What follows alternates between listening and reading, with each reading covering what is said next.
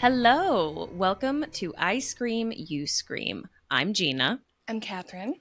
and for the month of August, we're telling stories about curses while we enjoy each other's least favorite ice cream, which kind of worked out because we both happen to really like each other's least favorite ice cream. It is almost our 1 year podcast birthday, which Yay! I cannot believe the countdown has begun. That's just I know. banana sandwich to me. But the only thing that's on our birthday list this year is if you would leave us a review or a rating or something. Click a button and let us know that you're there because it makes us really happy. And it also helps us appease the algorithm gods. And we don't want to be on their bad side, especially on our birthday. And especially in Curses Month. Especially in Curses Month. Yeah, that's a good point. Double whammy. So grab a spoon and let's dig in. Yay. I do have to tell you about this ice cream that Phil bought, and I am happy that we finished it because I was tempted to eat it today, but it would not have followed the rules at all. He got it from Cops. I think it was the ice cream of the day. Sorry, custard. Sorry, it was custard, not ice cream. Gotta watch that. I know. And it was red velvet ice cream, which tasted like red velvet cake batter with crushed up Oreos in it. But like when I say crushed up, I mean there were bites of Oreo. Like it was not, they did not skimp. It was That's delectable. what I want. When an ice cream has chunks in it, it needs to have chunks, not like Oreo dust, not tiny little whispers of cookie dough. It was like big. One bite was like half a cookie. Yes, that's exactly what I want from an ice cream. Yep. Yeah, it was Did I ever tell you that when I lived in Wales, there was this chick that she had like an independent ice cream business, and she didn't have like a car or anything, but she would just ride around on like a bicycle that had a freezer attachment on it, and she would just like sell like door-to-door ice cream kind of stuff. It was awesome. It was amazing. She had a lemon and mint flavor that was so fucking good. Have you ever had fresh made lemonade with mint leaves in it? No. Gina. I can see that being good though. Yep. I see it. I guarantee that well, I mean, it's literally the same flavor of that ice cream. So yes, I guarantee it tastes similar. But like, I know that it's like a glass of lemonade, an ice cold glass of fresh made lemonade is so refreshing in the summer. Add mint on top of that, the most inherently refreshing thing you could put in your mouth. I can't even explain how refreshing it is. I'm going to make lemonade. I'm going to make lemonade this weekend. I just decided in this moment. Good. Fucking, did you know they don't have like lemonade? I don't want you to finish that. Stop. Finish that sentence. Stop talking. I'm so upset right now. Moving on. You already broke my heart with the whole apple cider situation. I don't need you to ruin summertime in England for me too. But they have you had Pimm's before? That's a delicious English summertime drink. Tell me all about that.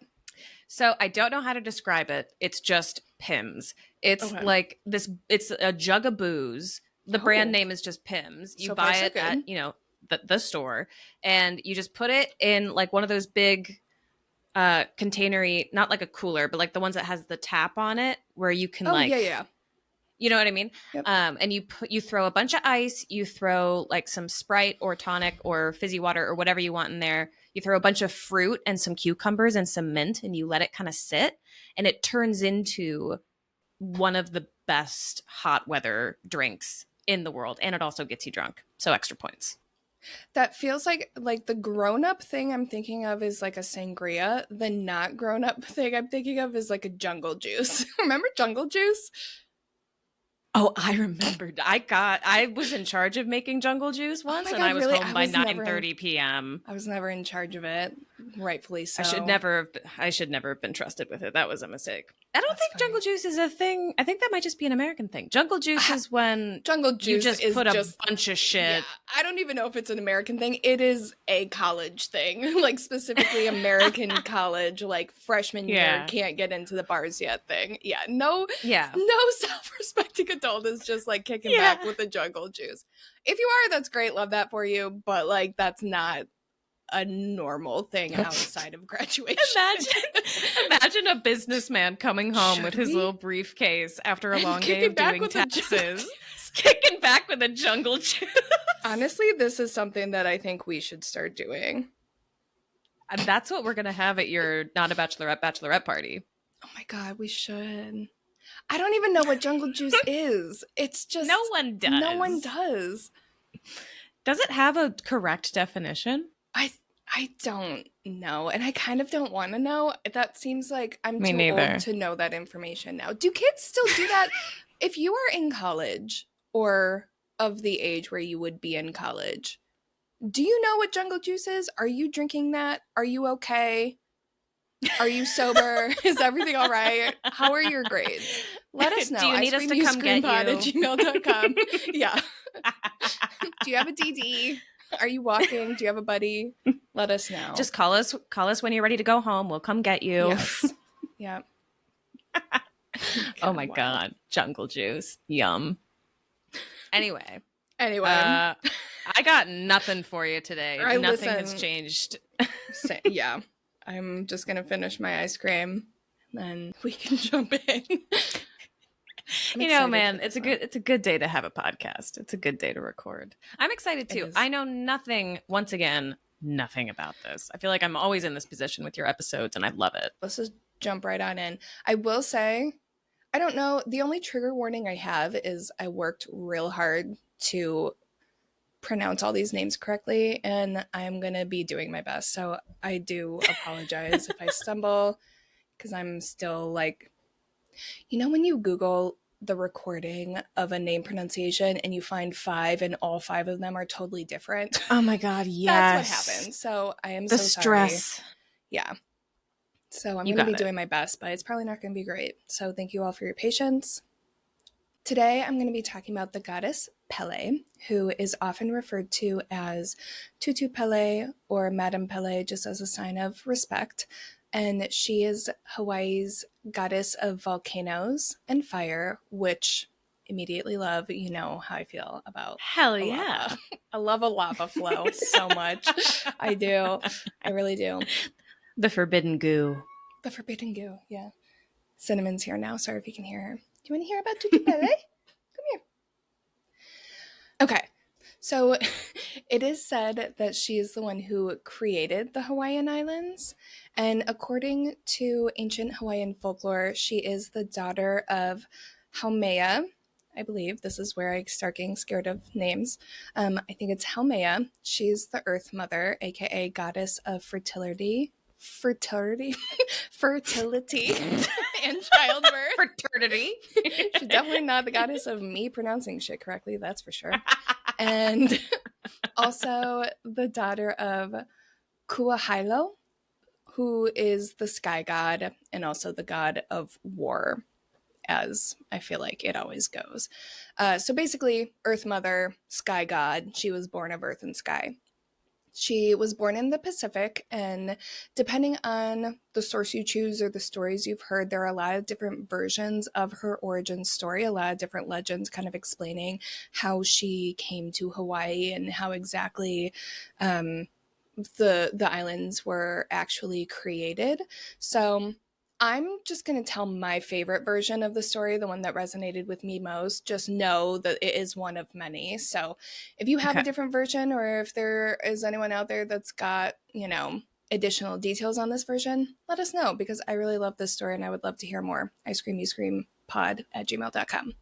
So in this version, Pele was born in Tahiti. And from the moment she was born, her parents just knew that she was going to be something special. She was beautiful, smart, strong, pardon the cliche, but she just had a fiery personality. Like, she was she was just everything. She was just wonderful from the jump. They knew she was going to do great things. Pele had many siblings. According to most sources, she was one of 14. She had 13 siblings. So six sisters and 7 brothers. So split 50-50 in this instance. As they grew, Pele's eldest sister, Namakaukahai, which Good job. I literally fell asleep saying it last night because I was like, it's like my mantra. I'm sorry if it's still wrong. Namakaukahai. Her eldest sister, she became very jealous of Pele. She just absolutely hated her because she was the beautiful one, the smart one, the strong one, the this, the that, but most importantly, the powerful one. She had a lot of innate power within her that Namakaukahai did not have, and she was just very jealous. It was very clear that Pele was going to be the most powerful in the family, and her sister just hated that. When Pele got a little bit older, maybe like teens, early teens, I think. I couldn't find exactly how old she was when this happened, but her uncle gifted her this stick. And it wasn't just any stick, but it was like a magic digging stick, and the stick had a name. It was, I think it's pronounced Paua. Paua. Think of it as like kind of her divining rod. It kind of connected her to the earth. It was like her magical connection to the earth. And I don't want to say magic wand. I don't want to like cheapen it, but it kind of was like a stick version of that. Like it allowed her to kind of manifest her power, is the best way I can explain the way I'm understanding it. But it was like its own thing. It was named. It was this powerful tool that she could use. And her uncle gave it to her as a way to kind of learn how to harness her powers and control what she had inside of her, and manifest it in a way that was controlled and kind of constructive versus, think of all those movies where there's like a coming of age, like witch or goddess or something, and it's just like shit's hitting the fan. It was kind of her way to harness her innate power. So one day she was kind of playing around with Paua, the stick, and practicing using it without her uncle's supervision. And like I just said, as the story goes, things kind of got out of hand, and she ended up burning down the sacred lands of her home. So, not good. Yikes. Yeah. So everyone was upset. Everyone was, worried about what this meant.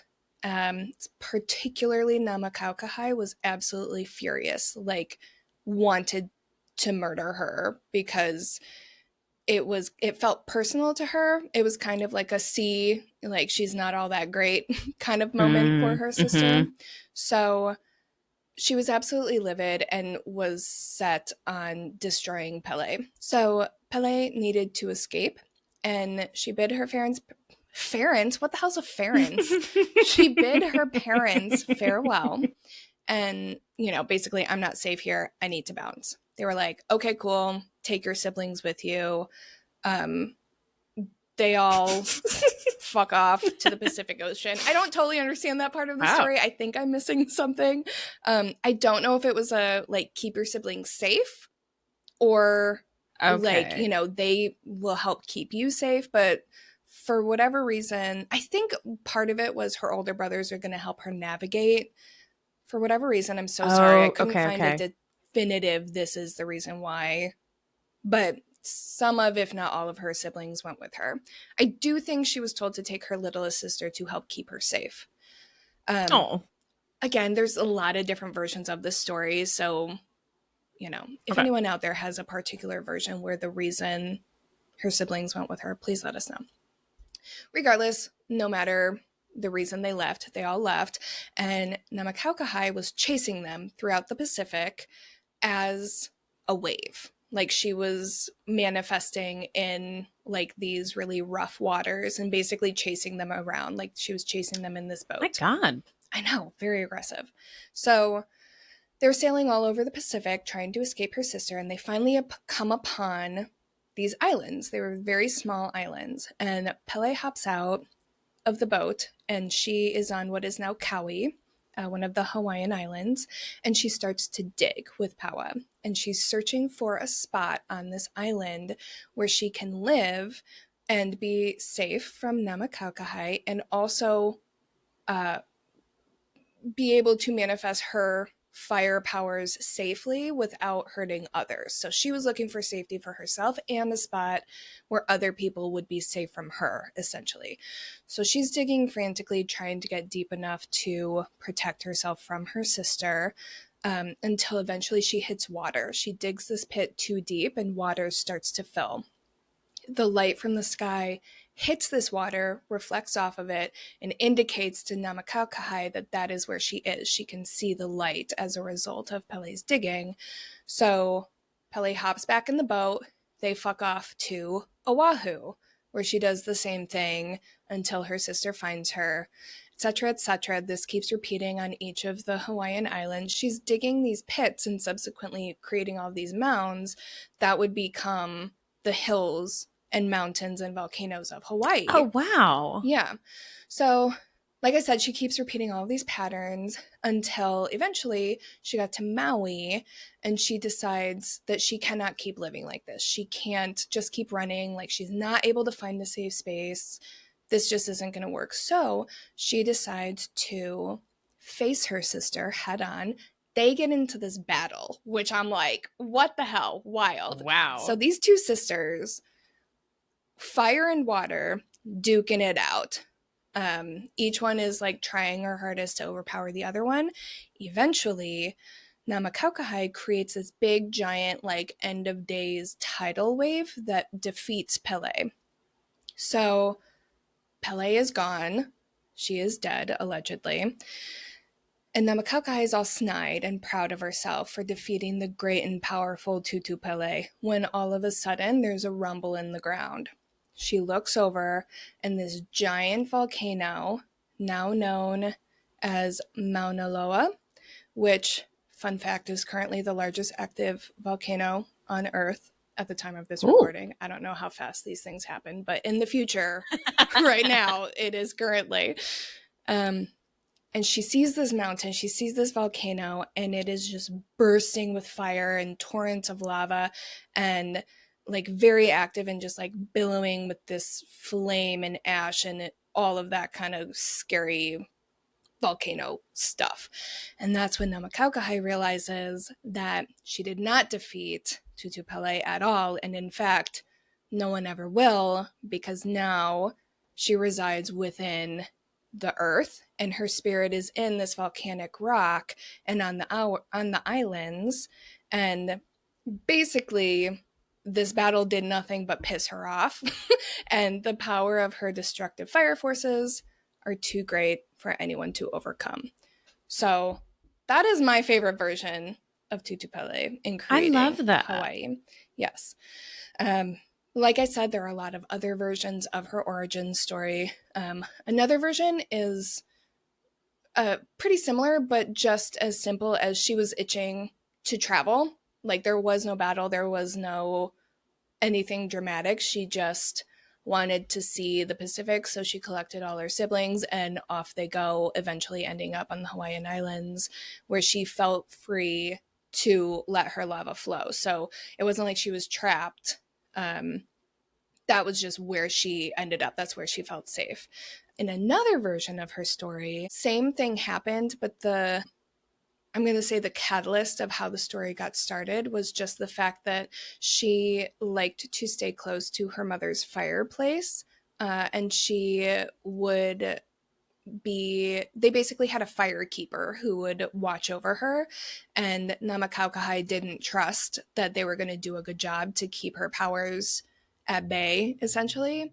And that was the case. She was like, we gotta like fuck this bitch, she needs to get out of here. And that was the reason that the whole story happened. So a lot of different versions. There's even more than the ones I've named, but there are basically she ends up on these Hawaiian islands either stuck or of her own volition, and her spirit now resides in the earth, specifically the volcanic rock. Now, I will say there is one other story that was presented as a kind of origin story, but I would argue that it could happen. It could be something that complemented or came after, or in addition to the stories we've already told.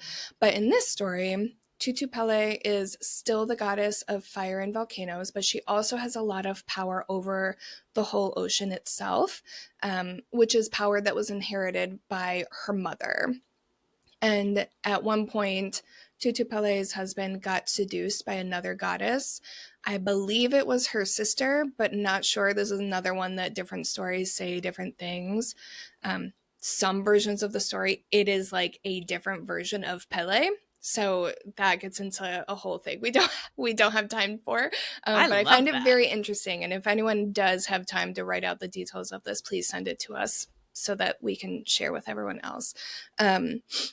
Regardless, she goes to find her husband because he was seduced slash put in like a trance by whoever this other goddess was, and essentially ran away with her slash was kidnapped. I don't know the specifics of that. So as she was searching, the ocean was pouring out of her head, basically the equivalent of her like crying as like a Oh, goddess, and it was creating floods all over the Hawaiian Islands. And it is said that as a result of this, she doesn't just control lava flow, but she's also in charge of like lightning and wind and the way the ocean kind of like moves around and interacts with the islands and like ocean life and the life on land and all of that. So it was the loss of her lover in this story and the betrayal from her sister that made her susceptible to jealousy and bitterness, and she holds excuse me, and she holds grudges for a very long time.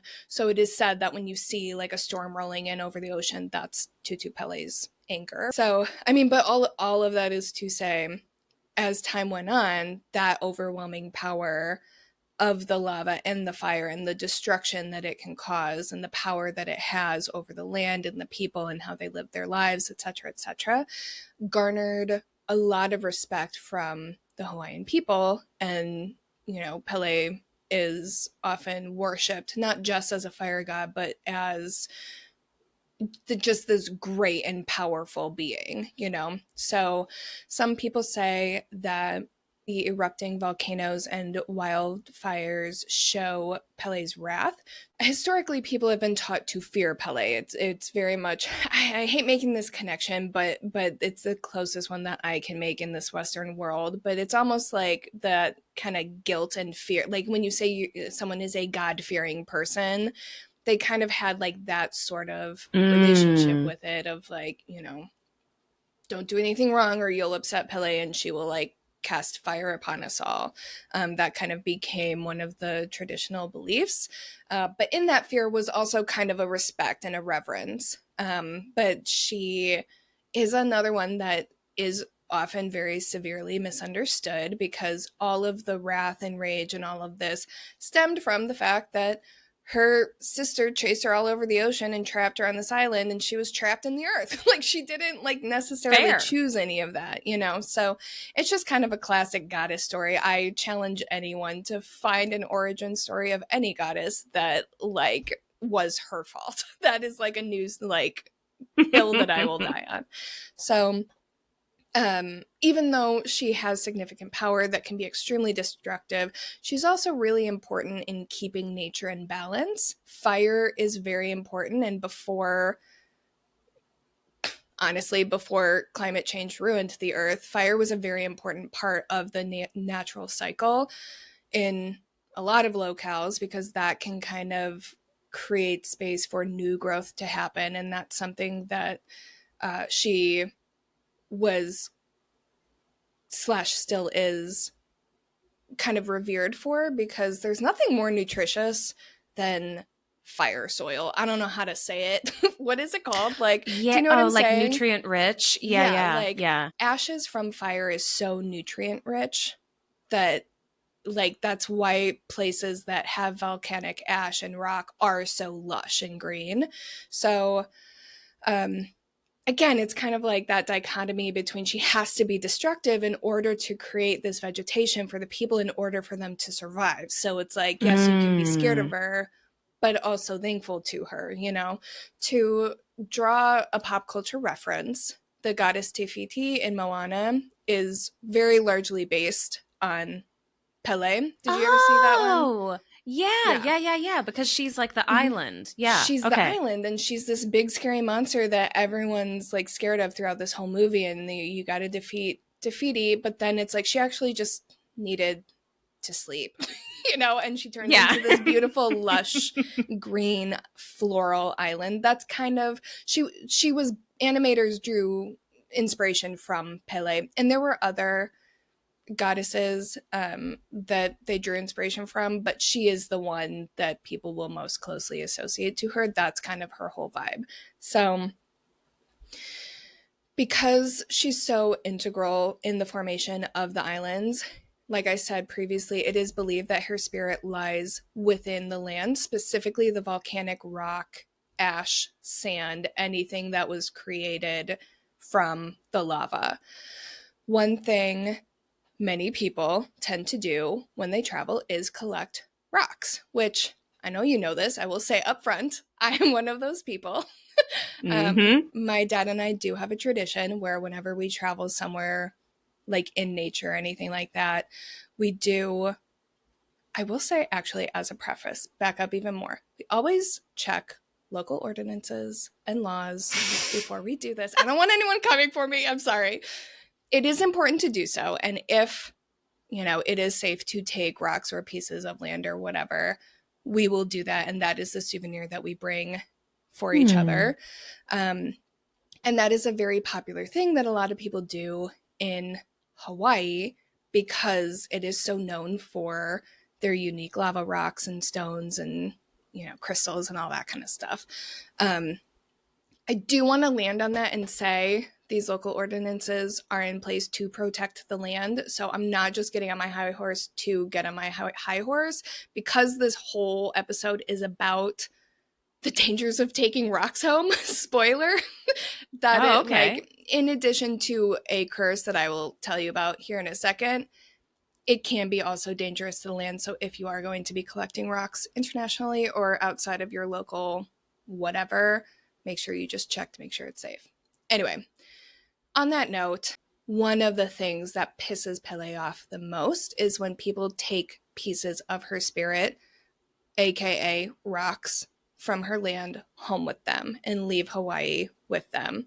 So some of the most popular and kind of sought after Hawaiian lava rocks that people will take for souvenir purposes are never know how to say this. Is it peridot? I don't know. It's one of those words that I read in my head and I don't say out loud. Even as I was writing my notes, I was like, oh, I know that stone, like blah, blah, blah, blah. And I'm realizing in this moment, I've never said this word out loud. So Same. peridot, olivine, and the only one I know for sure is obsidian. So those are the ones that people are most often, taking with them when they're on vacation in Hawaii. And it is said that if you take any of these or any other lava rocks home with you, Pele will curse you as punishment for disturbing the land. There are numerous stories out there about people ignoring this curse and bringing rocks home anyway. The curse people experience most often manifests in health-related issues. People will bring home a stone and then either they'll come down with something debilitating, or someone they love will pass or get very sick, like pretty immediately thereafter.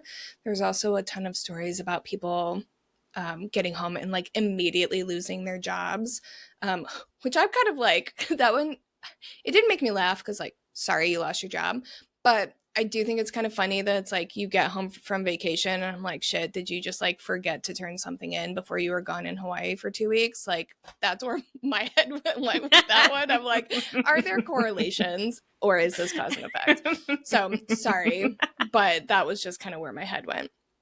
But in addition to the job thing, there've also been stories about people like getting in horrible fights with their spouses or,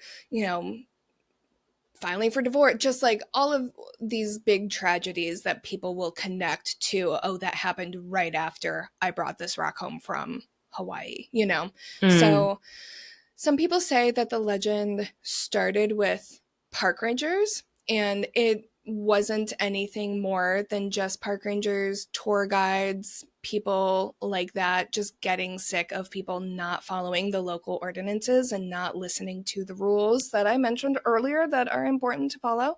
And out of frustration, creating this legend so that people would stop disrupting the protected and sacred lands.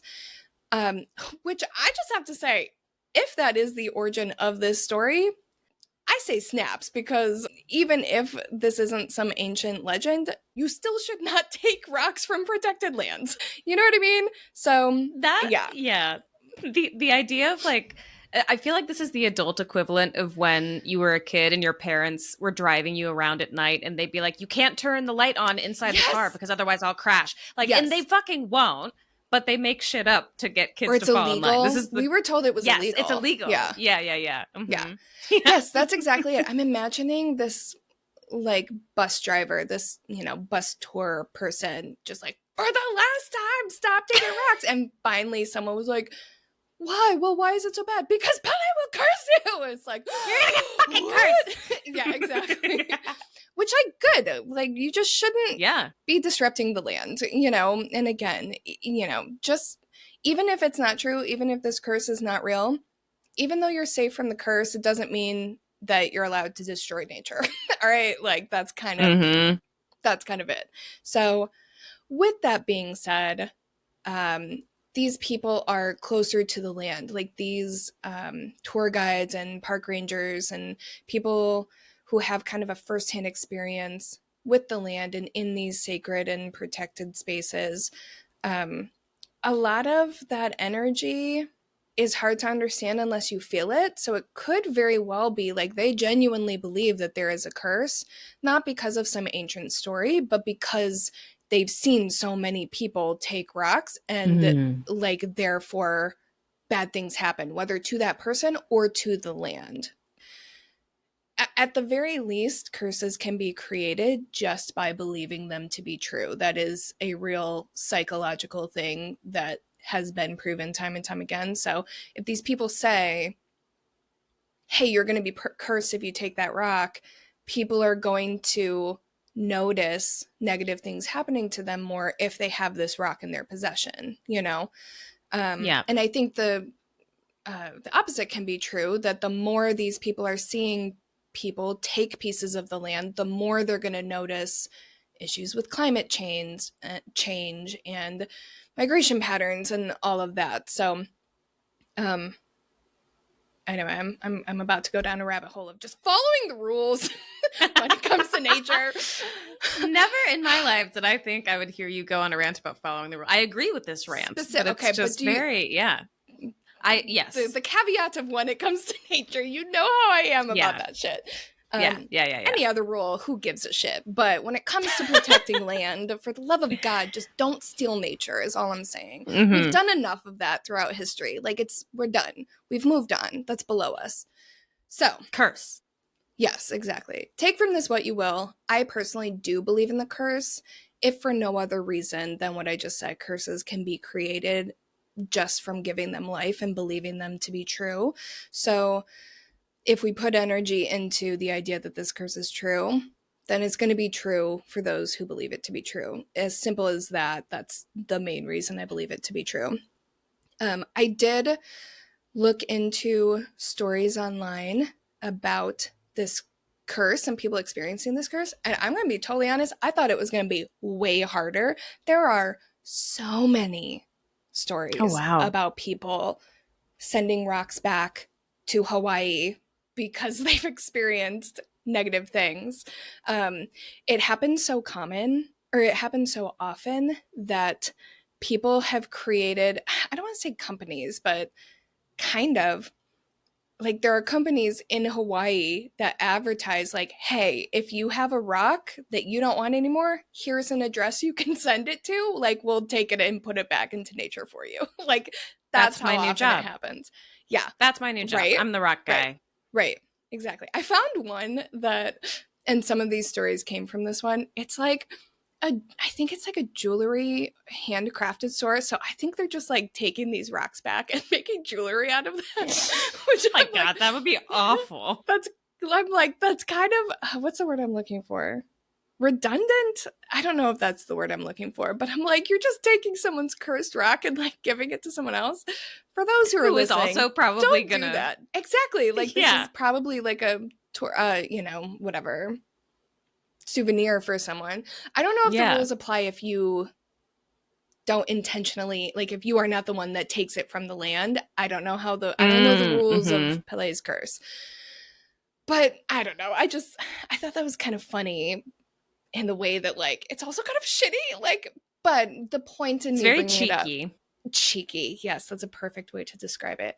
The point of me bringing it up is that's how common this is. People are like searching for an address to send this rock back to. A lot of people just planned another vacation to Hawaii so they could take the rock back themselves, you know? Oh, come on. But for those who cannot afford to do so, there are addresses out there you can send your rocks back to. But I found I'm going to read some of them to you, some of the letters that were accompanying these rocks that were sent back to Hawaii. And I don't know, I just think they're interesting. Anyway, I have a couple. This first one is from Florida. It says, we are returning these lava rocks to you in hopes that our recent string of bad luck will again turn good. The rocks were taken during our trip to one of the volcanoes. We regret taking them and would tell any family or friends visiting the beautiful state of Hawaii the same thing. Do not ever take rocks from Hawaii! ! Please accept our sincere apology. Please Please accept our sincere apology for disturbing Madame Pele. This one came from Pennsylvania. Enclosed are some rocks and black sand that I brought home to show our children following our visit to Hawaii in September 1999. This is my last hope at peace and happiness. The last several years of our lives have been unbearable. When things begin to look up for us, something crushes us back down to the bottom. I'm so sorry for removing this sand and hope that its safe return and my sincerest apologies will restore peace, harmony, and success in our lives. Man, I wish they had like follow-up letters to be like, yo, everything's fine now. It's like, all of these letters are just like, hey, I'm miserable and desperate to be okay again. Please take these rocks in case this is the culprit. But it's interesting because I'm going to read one more from Texas. This one came from Dallas. This one's a little bit different, and I want to talk about it. It says, please return the enclosed lava rock to Madame Pele. It was taken from the roadside on the Big Island. Our tour guide assured us that it was okay to take it because it wasn't from the national park or any sacred lands. He also mentioned that the lava was used for making gravel, pieces of artwork, and some of the locals use it for barbecue grills. I haven't had any bad luck, but having the rocks makes me very nervous and I just want to send it back. So this one I think is interesting because this kind of goes back to the origin of this legend and, you know, how it was created to protect rocks from sacred and protected lands. I think it's interesting that this person didn't notice or have any bad luck, and it didn't come from sacred lands. And that's like one of those things you can either use it as proof as it's dangerous to take it from sacred lands, or you can use it as proof that like this is a mental game and he somewhere in his psyche was like, it's not sacred, so therefore I'm not having bad luck. We just need to get rid of it just in case. You know what I mean? So it's like, it's interesting the way curses are created because you can call that proof for either side, you know? Yeah, and like it's interesting because in my opinion, I think anxiety is kind of bad luck. Oh, I totally agree. Yeah, like just because something physical is like your house hasn't burned down, like your car, you know, hasn't been crashed into or something, it doesn't mean you don't have bad luck. That's a great point. Mental health can be so luck of the draw. Oh, yeah, that's such a great point. I didn't think of it in so many words, but that's a great way to describe it. Yeah. Okay, I do have one more story that I want to share just to close out my section, and then I want to hear your scary on top. So this last story, I say in my notes that it's quick. I'm probably going to ramble. But this one comes from my father, which I love. Something started to tickle my brain when you mentioned that this was Hawaii, because I feel like I remember us talking about this years ago. Okay, hit me with it. Because I told you about this text that I am going to read you. Yes, but you probably don't remember the specifics. I don't remember. The whole reason that I told you about this was because my father only just recently started telling me like spooky and weird stories upon the creation of this podcast. Before I had this podcast, this was totally out of the norm for him. I think this text that I received from him was only the second, maybe first or second, like superstitious type of thing I've ever heard from it ever. So I told you about it because I remember being like, this just came from my father. Can you believe this? Now he's like Mr. Ghost Man as far as the listeners are concerned. He's the only one sending us stories. Hanging out with Bigfoot. Truly. So anyway, for context for everyone else, my parents were on vacation in Hawaii a couple years ago. I think it was 2022. First thing in the morning, I get this text from my dad. Yesterday morning, while walking on the beach, I found a beautiful black rock and some smaller stones. Since it's a public beach and not a state or a national park or protected land, I picked them up to bring them home to you. A half hour ago, at around 0500 hours, side note, yes, we use the 24-hour clock in my family. That is so dad. Quick context. My parents worked in logistics, like international logistics. So for everyone listening, for everyone in America listening, because we're like the only place in the world that doesn't use a 24-hour clock, it's not called military time, Americans. Fun fact, it's just the 24-hour clock. It's okay. We do the same shit with measurements. I don't know why. We just have to be unique. Anyway, while Mom was in the shower, I decided to Google what type of rocks they were. I discovered the black one was obsidian, a volcanic rock. I then read that though it was legal to take, Pele, the goddess of volcanoes, will curse anyone who takes rocks from the islands. So I jumped out of bed and went down to the beach to return the rocks to Pele under the cover of darkness. I know. Can you say, I'm imagining like I Spy Spy, just like. He's like ducking and rolling.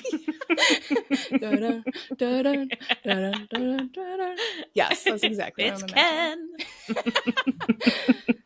He says, I was on a concrete boardwalk with sand directly below me and waves gently rolling in. I dropped the rocks into the ocean and apologized to Pele, asking her for forgiveness.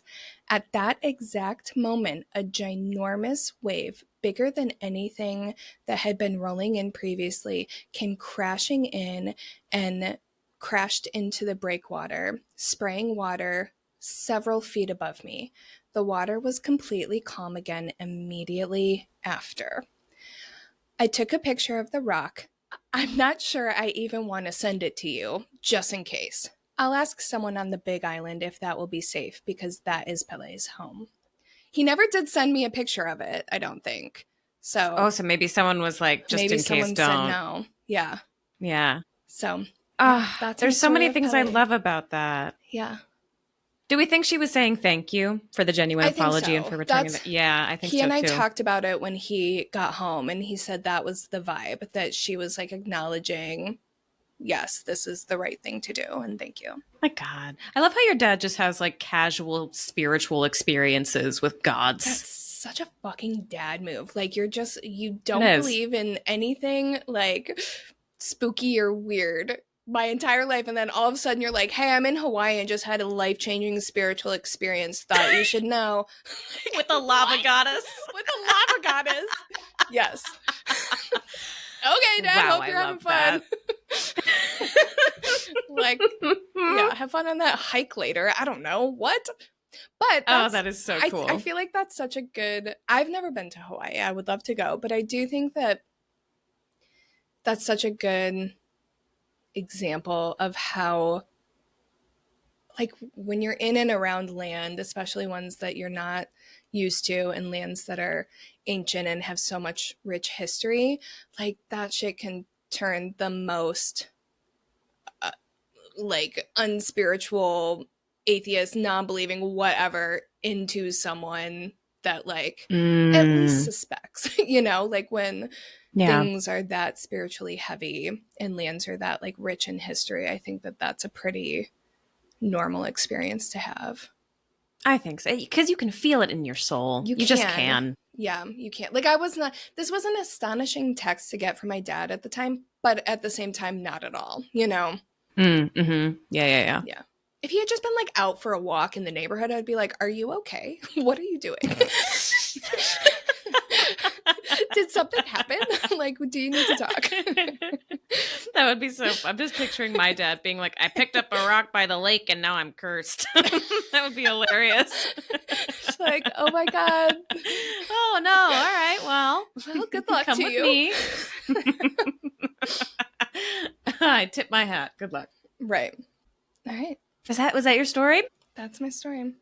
That was really fucking interesting. And I really want to go to Hawaii now. I know, me too. But on the topic of like vacations, do you want to hear a story that has to do with booze?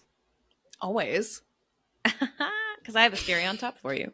Yay! All right, cool. So a couple of episodes ago, we did a haunted bar bucket list where we talked about each of our top 3 pubs or bars that we most want to go to in the world. And I want to tell you about one that didn't make the list for me, but it was a strong contender. So this is my official, extremely honorable mention because I think it's so interesting. Okay.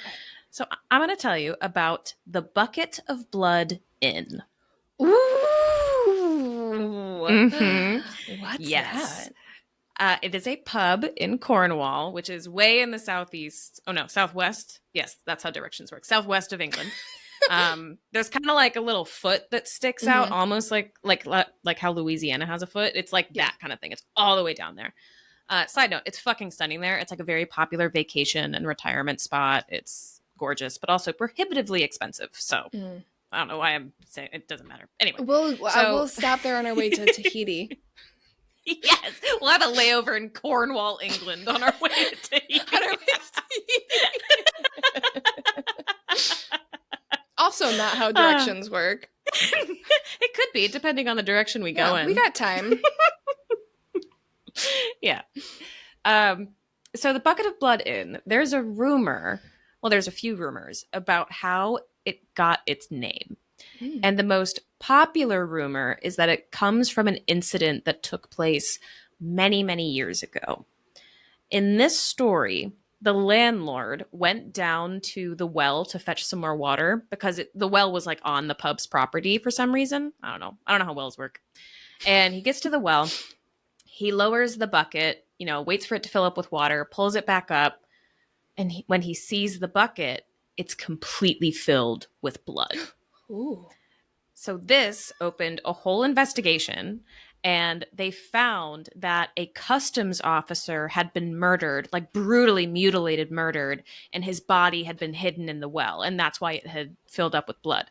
The general consensus, like what people think happened is that this customs officer had gotten on the wrong side of a smuggling ring who had taken their revenge on him and thrown him in the well. There's also a competing rumor that the name comes from runoff from tin mining in the area. Like it just turns the water red. But that's way less interesting, so I don't believe that one. Yeah. Regardless, the pub is also said to be haunted. Specifically, there is a phantom monk that people see lurking in the shadows at the pub. It's not uncommon. I fucking love, because what funny little guys, is that offensive to say? No, I knew you were going to say that. I mean, I guess, I don't know. I'm not a monk, so it doesn't offend me. Sorry to any monks out there. What are you doing? Yeah. It's because my understanding of a monk is like, the Robin Hood that they made where it was all animals? Yes. Yes, the best Robin Hood. Yeah, the monk from that is what I always picture. Oh, what is he? Is he like some kind of... Oh, fuck, what was he? We can't share a picture of it because it's Disney. Friar Tuck Robin Hood. What is it? I think it's a bear, but I don't remember. Or a bunny? I don't know. I thought it was like... Oh, no, this is like a non-animal. Oh, wait, no, maybe it's a badger?